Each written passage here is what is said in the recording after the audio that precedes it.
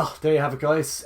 Stephen Kenny's time as Ireland manager has unfortunately come to an end. If you want to enjoy this video, please drop a like on it down below and make sure to subscribe if you are new around here. But yeah, I think without further ado, we'll jump straight into things here. Stephen Kenny has left his role as Ireland manager. Of course, his contract was coming to an end at the end of this campaign, and the FAI have decided not to renew that. Now, is that the correct decision? In footballing terms, probably yes, it is the correct decision.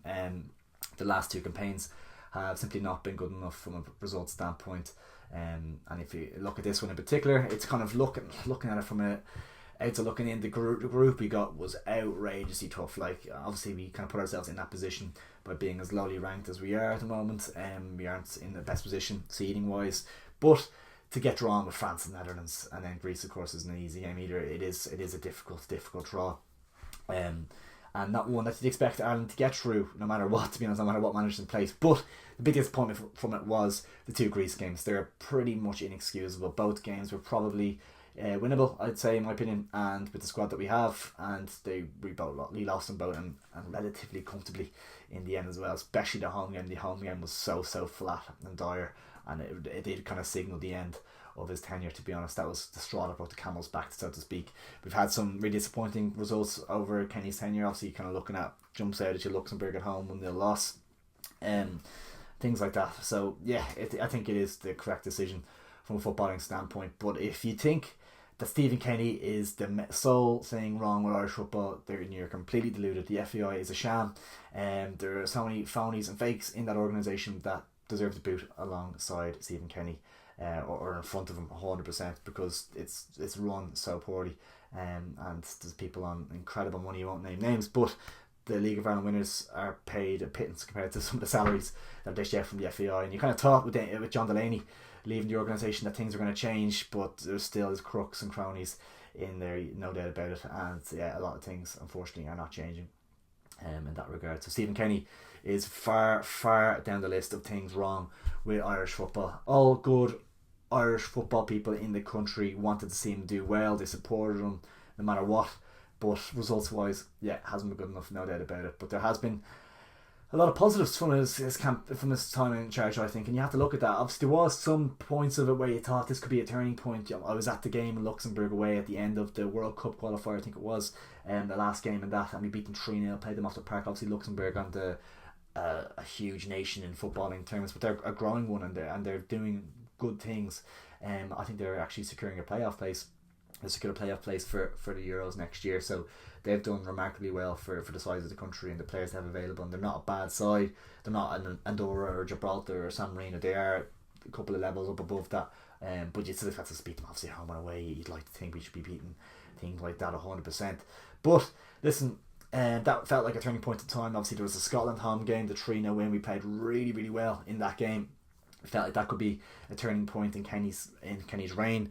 Unfortunately, it was not to be, and yeah, it kind of petered out towards the end, in fairness. And I think everyone will join me in terms of, I think good Irish football people will join me in wishing Stephen Kenny the best of luck in what's next. I'm sure he'll get a job, no problem. I think he needs to take some time out though. I don't think he looks very stressed out from the role and things like that as well. I think he needs to take some time with his family, chill out for a while, relax, and come back to it when he's ready.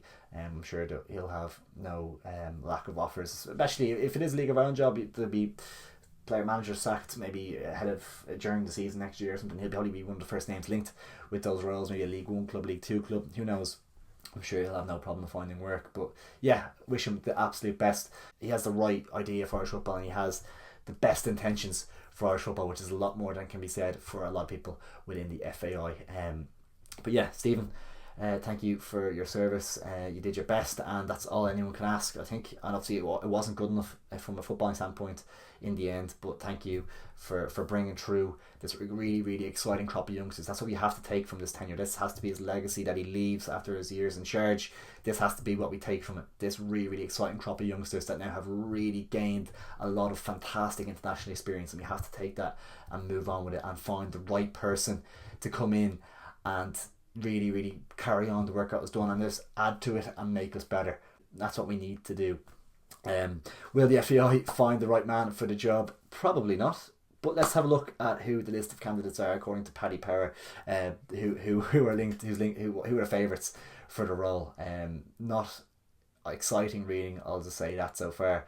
But yeah, let's take a look. The favourite for the job, this is as of 9 hours ago on Wednesday. I'm filming this Wednesday evening, and as of 9 hours ago, Neil Lennon is the favourite for the role. And if Neil Lennon gets the job, I think we can kiss goodbye to any goodwill towards the Irish side. I think we can kiss goodbye to any good faith towards the FAI. I think we can kiss goodbye to qualifying for tournaments. I just think it is such a bad appointment. And if Neil Lennon gets the job, I won't be renewing my season ticket. I won't bother. I just won't. I just don't think it's a good appointment whatsoever. He's 2-1. Obviously, he won a good bit in Scotland with Celtic. But yeah, tactically, if you were getting Neil Lennon, if that was the guaranteed choice, I'd rather keep Kenny 100%. That's all I'm going to say. I think no more than that. If Neil Lennon gets the job, I'm done. I'm finished. Second favourite, and way more like it, is Lee Carsley. Now this is definitely my pick. I think I've been saying it for a good few months now. He is the man to go and go prime out of England. He's an Irish international. I think he had 40 odd caps for Ireland. Fantastic player in his day as well. But the things he's done since in coaching, I think he actually proposed to the FAI. Him and Kevin Kilban years ago proposed to the FAI to come in and help with the youth development, and they never got back to him, and that just sums the FAI up to a T. Look at things he's gone on to do. I think he's worked at numerous clubs, impressed in the youth systems there. He's gone on to earn himself the job as England under-21 manager, and of course they win the under-21 European Championships as well. That was this year, I think. Obviously you look at the crop of youngsters he's working with is fantastic, but the way he is tactically, and the way he manoeuvres his teams around and plays football the right way, I think it's the perfect appointment. We have a really young group of players that are good footballers. They're good footballers, and if he comes in, he can really develop them and nurture them over the time he has to work with them. I think it's the perfect one. I think next year is like a write-off. Obviously it's all friendlies, Nations League. It's a really good pivotal time to get a manager in and build towards the USA, Mexico, Canada 2026 World Cup. Perfect opportunity to build towards that. This isn't a short-term fix. This cannot be a short-term fix. This is to get someone in to replace Stephen Kenny and show the vision of the FAI that it is in the right place, and it's going in the right way. Like there's names that I go into that are short-term fixes that are just a terrible idea. And we have next year to really work on the side, work on a style of play, and really improve and go into these qualifiers in 2025 with a lot of hope and a lot of belief and a really good system and good players in place. So yeah, for me, Lee Carsley is my pick. I am thinking about doing a video of how Ireland would set up under Lee Carsley. Please drop a like in this video and comment down below if you want to see that. I'm hoping to drop that maybe this weekend or next week, so make sure to stay tuned for that. I think it's going to be, if he gets the job, I'm really excited. Lee Carsley is the man for me. Will he leave the England setup? He might not. He might not want the job. That could be a big issue here. He may not want the job. England obviously did bring Gareth Southgate up from under 21s to the senior squad. Will they do that again? Gareth Southgate I think he's pretty much known he's leaving after this Euros next year. Will Lee Carsley fancy hanging around and just seeing if he gets a crack at it? Wouldn't blame him because they've history for doing it, and what he's done with under 21s, he probably deserves that opportunity. But yeah, that's why I need to act fast, get it done, bring him in, and give him next year to really work at the squad. As I said, not a short-term fix. The results might be dodgy next year, but if you can see styles of play, patterns of play coming in, the young players thriving, really exciting pick for me, and that's my number one go-to, I think. Roy Keane, just no. Multiple kind of players he's played under have come out and said tactically he's not that good. That might be a little bit harsh. He obviously did really well at Sunderland back in 2008 or something, was it? I don't know. Did really well with them, probably earlier than that, to be honest. Brought them from the Championship, lower end of the Championship, to the Premier League, stayed up in the Premier League with Sunderland, which is a great achievement, but obviously teetered out in the end. He's had jobs at, I think, Ipswich since then. He's been a number 2 to Martin O'Neill in the Irish setup, and obviously we had a relatively successful period with Martin O'Neill at Euro campaigns and the likes, which was great time to be alive. But I don't think Roy Keane is a man. He hasn't been in management really for a good long while by himself, so I don't think he's the guy personally. But listen, it will probably get a certain element of the Irish fan base and interested again, and it will probably sell some tickets, and maybe that's the FAI's prerogative, possibly. But in terms of actual football, he's not the guy. No way. Great pundit, great funny character, great box office to watch, but as a manager, not for me. The next two, Steve Bruce and Sam Allardyce. And when I was talking about short-term fixes here, this is the epitome of that. Both of these kind of I can group into one. 11-2 Steve Bruce, 9-1 Sam Allardyce. Obviously Steve Bruce has that connection to his son Alex, who is an Irish international. I believe he had a few caps for Ireland, so there is Irish connections there with Steve Bruce. But these two are dinosaurs in terms of footballing management.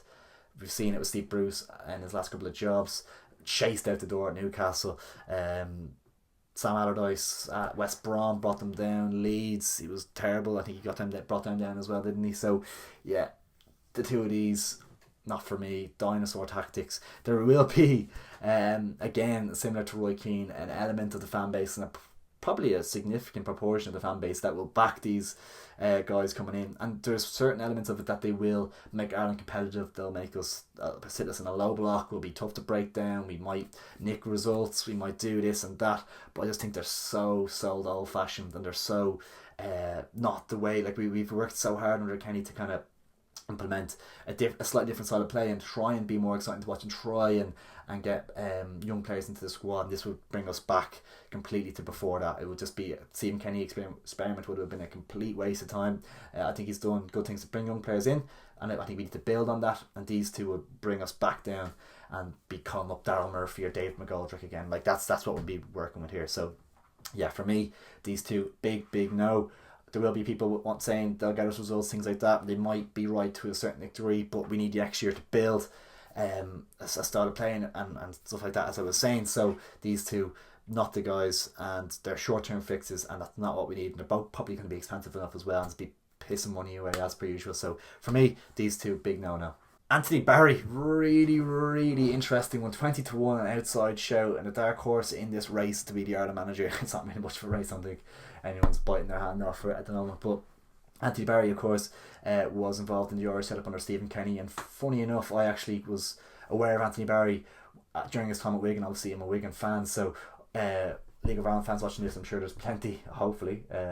LY Fan TV and all that, but obviously you might remember Paul Cook from his time with Sligo Rovers. He won the league and the FAI Cup in his time there, and he had Anthony Barry as his first team coach at Wigan.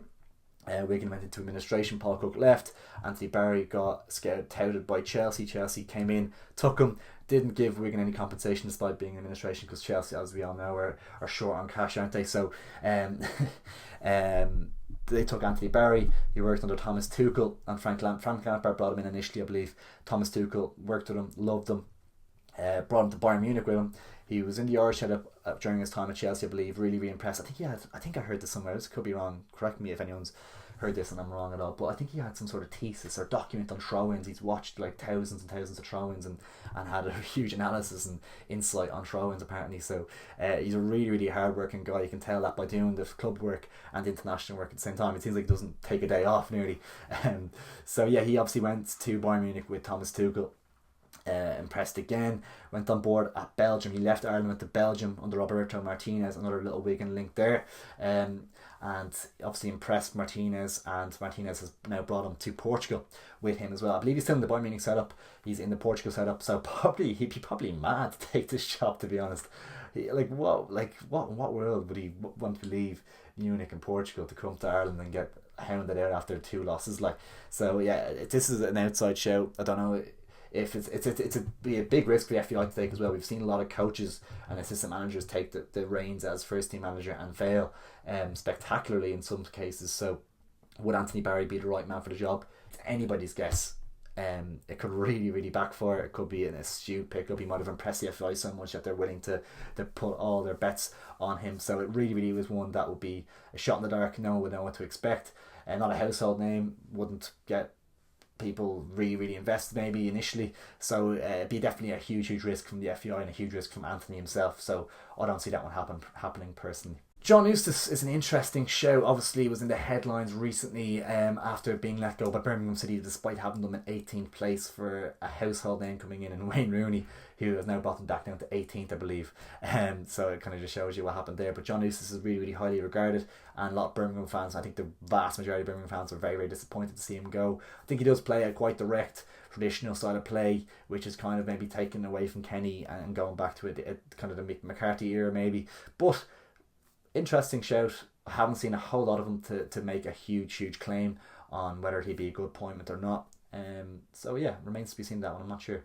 Damien Duff, no from me, purely because I don't want him to leave Shelburne, to be honest. Damien Duff, obviously Irish legend, one of the best players we've ever produced, and a fantastic manager. For my money, the best manager in the league of Ireland at all. And he's still very young in his career. I think he probably needs a couple more years, and I think a lot of Irish fans would want him to go to England and probably prove himself over there before getting the Ireland job, which I don't necessarily agree with, but I can see where they're coming from in terms of where maybe the Kenny project failed. It'd be a bad omen for him. But the difference is obviously Damien Duff being one of our best players of all time. He's won Premier League titles. He's worked under Mourinho. He's played for some quality managers, and he's been so impressive for Shells in the couple of years that he's been there. So yeah, for me, Damien Duff, and no, purely for the reason that I want him to stay right where he is at the moment. But I think it's the right place for him currently. I think it's probably a little bit too early. But this is one that I could definitely see happening in the future, 1,000,000%. A couple more former Irish internationals: John O'Shea, Keith Andrews. Yeah, not for me. And 33-1 comes in at Rafa Benitez. So I don't see that one happening. A couple other names I've heard touted, like Ole Gunnar Solskjaer and stuff. I just don't see us getting somebody like that personally. Don't see that happening. Ollie coming in, it's just straight vibes and straight whatever. Like, I don't know, I don't see him coming to Ireland, to be honest, but we shall see. It's going to be a very entertaining few weeks / months in seeing what the FAI come up with here. I don't think it's going to be a quick process. I think it'll be a long time before we find out who the Irish manager is going to be. But these are the initial favourites for the role. Let me know what you think down in the comments below. Who do you want to be the next Irish manager? For me, Lee Carsley, as I said, and I might do a video on him and how he would set up Ireland in the next couple of weeks, or this weekend or next week or something might come out. So yeah, stay tuned for that. Make sure to like the video if you are new around here, and please do subscribe to stay up to date with all of our latest content. It is much appreciated. Thanks a minute for watching, guys, and I'll catch you in a bit.